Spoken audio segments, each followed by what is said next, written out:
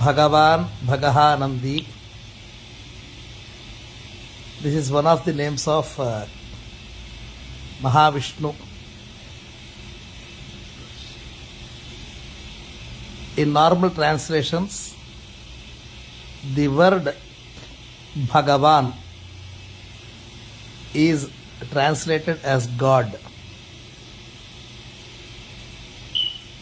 Now, what is the definition of God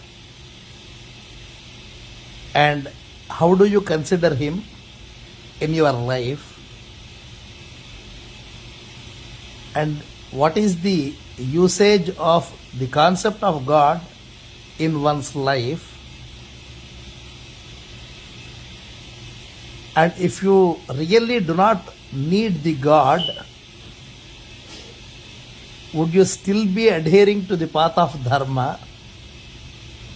And are you considered as a Dharmika?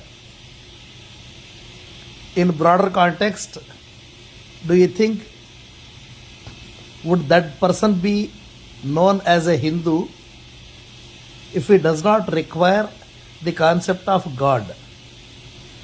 Or there, if he doesn't have or if she doesn't have the requirement of a God, therefore, if they do away with the concept of God and the phenomenon of God, are they accepted as dharmikas or the Sanatana Dharma followers or the Hindus? This is the question our good old friend Hanuman Hoffman from Oregon has for us. Let me try to interpret the way I feel more comfortable.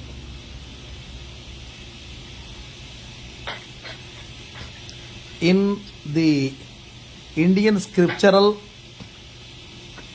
streams, there is ample freedom to think the way you feel comfortable with. At a mundane level, for everyone's convenience, the Vedas give us the concept of the created and the creation. At this level, we all accept the existence of this world. This world means not only this planet, but the entire galaxy, galactic system, and much more than what is perceivable. At this part, padosyeha abhavat punaha. Whatever we perceive here, that is only a quarter of the entire divinity, and the rest 3/4, the other 3/4 are not even perceived by the human mind. That is one inference of the Vedas. At this level, yes, there is a requirement of the creator and the creation, and those creatures in the creation, they have to take the name of the creator, and whenever they feel the necessity, they would take the solace in the name of the creator. Fortunately or unfortunately, this is done for superior and ulterior motives. Those who want to oppress people, they would also take the name of the creator. At this level, no faith is foreign from this concept. Every faith has its own way of looking up to the God. After few decades or few years of their experience, normally they would like to think beyond what is perceived. At this juncture, the philosophical thought would actually churn their mind. In the churning process, we want to see the difference between the created and the creation. The created creation and the creator. What is the difference in between them? Then you are transcending this level of the duality, the Dvaita Bhava, and you want to see the subtle difference between the creator and the created. At this level, we have the Upanishadic phenomenon called Upasana. Tat sruštva tadevanupravishat tadanupravishya satcha tyacha abhavat. The God has created, and those forms are even permitted by Him. God permits. He is the omnipresent in every being. Therefore, if there is only one who is reflected in multiple forms, if he is multitude as well as the absolute, then who is regarding whom? This question comes up. Who should regard whom and how? Why? Where? Tatra kah kam kena pashyet. At that level, if there is only one who is manifest in various forms, who should regard whom? Once he realizes that one who is claimed to have created everything is the one who is also perceiving. At this juncture, the perceiver and the perception and the perceived, this triputa, this triad becomes one. Therefore, the necessity of the God would disappear because you are not perceiving the existence, the basic existence, as not different from you. When the identity becomes one, at this juncture you don't require the concept of the creator and created and the creation. So this is all very much available in our dharmic texts. Some of them are very subtle, some of them are very blunt. Of course, it depends on the philosophical elevation and understanding of the person. Okay, if you are emancipated, if you are enlightened, are you free to conclude that there is no creator? Here we have a caution. Here in the technical world we have something called as the virtual world. We call it as virtual reality, VR, or augmented reality, AR. And the metaverse, that is the new dictum in our technology parlances.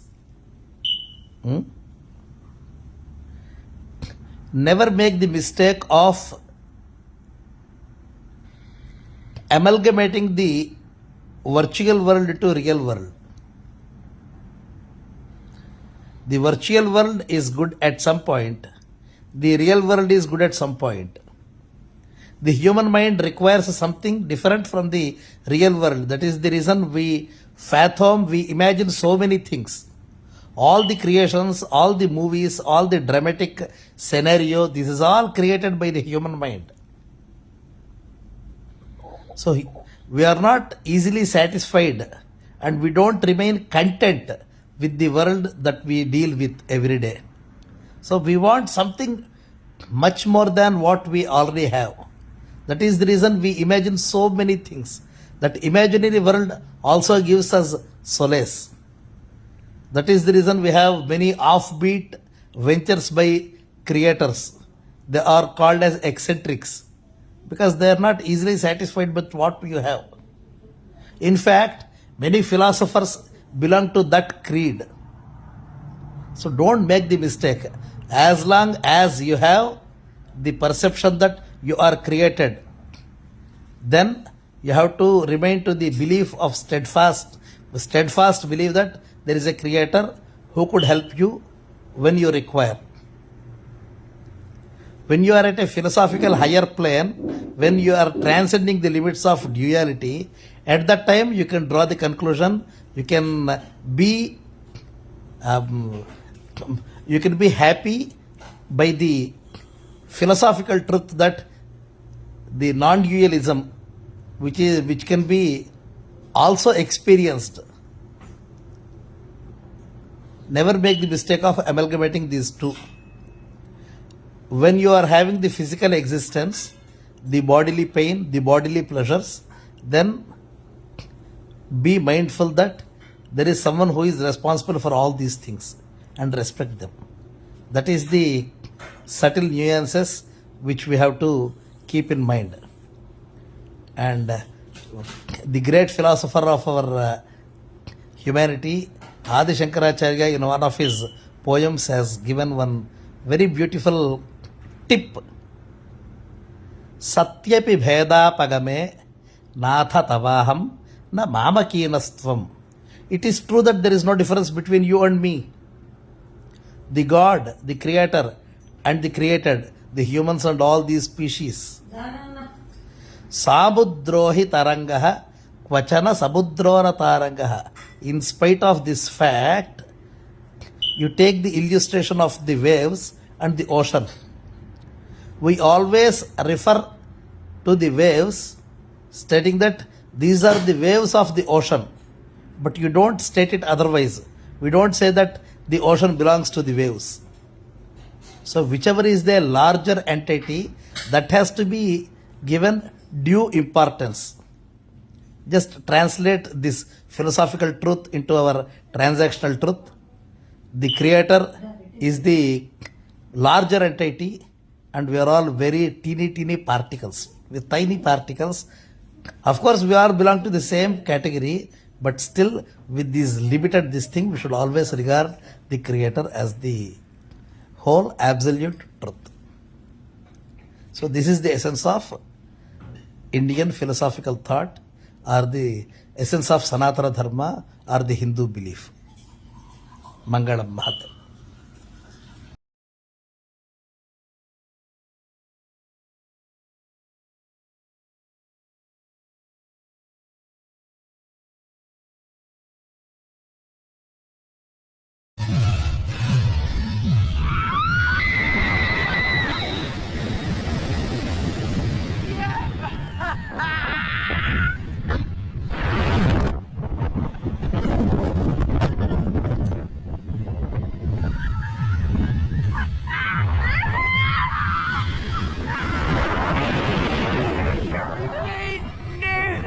No!